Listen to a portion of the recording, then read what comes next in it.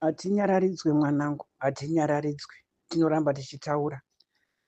Babalasi bridge riri kunzi Babalasi, zita rakaora iro. Riri kunzi 80 million US dollars. Does it worth it? It doesn't even worth that a lot of amount. Saka Zimbabwe simukai. Uyu munhu ari kukushandisai uyu. Inzwai mamiliyoni ari kutaurwa pabridge kuti akaparadzwa kuti rivakwe bridge iro. Does it worth? Zvine kodzero here izvi? Zvokubirwa makasvinura varume simukai. Musashandiswe. Shuwa mungatengwa here imi varume imi, varume vatinoti varume, kutengwa nemwe murume. Kutengwa nemwe murume.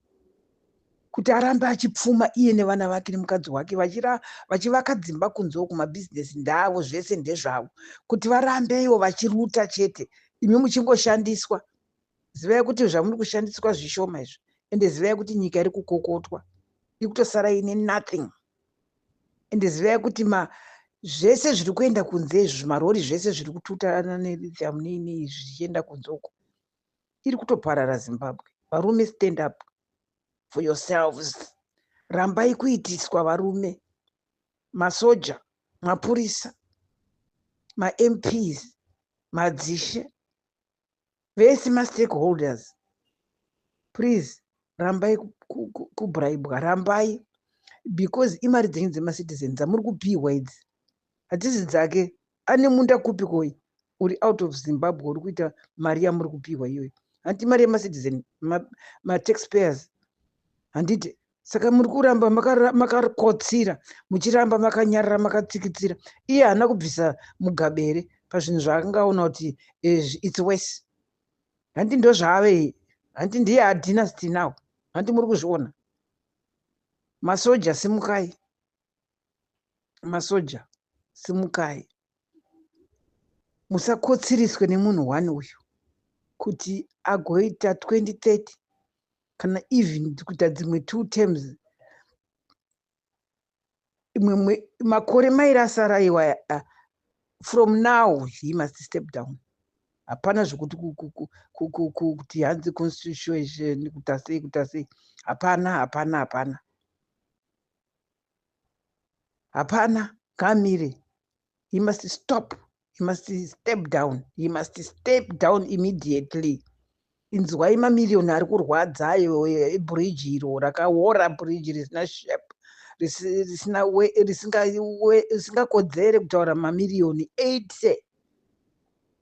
80 million US dollars. What is that? Muri kuitirwa izvi makatarisa. Muchirara hope mudzimba, shuwa here vakomana. Shuwa here.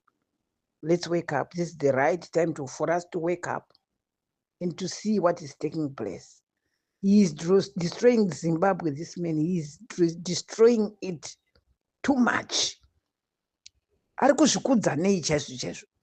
Ari kuzvitata nei chaizvo. Ndepapi paakasunganidza ipapo akataura kuti anotsikirira vanhu kusvika paextend yekuti iye anotaura mamiliyoni, ma-80 millions ekabridge, ko dzimwe dziri kulutwa idzi. Munhu paakapinda mupawo ndo paakatanga kuluta futi. Akatanga achiruta vese namugabe.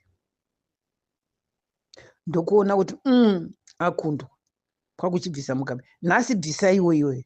Nhasi mubvisei. It's his turn now. Hanzi ndiye akachicreata. Kana akachicreata iye, mubvisei. Akachicreata kuti mugabe aende. Creataiwo kuti iye aende. Because he is useless. Nyika isina mabasa.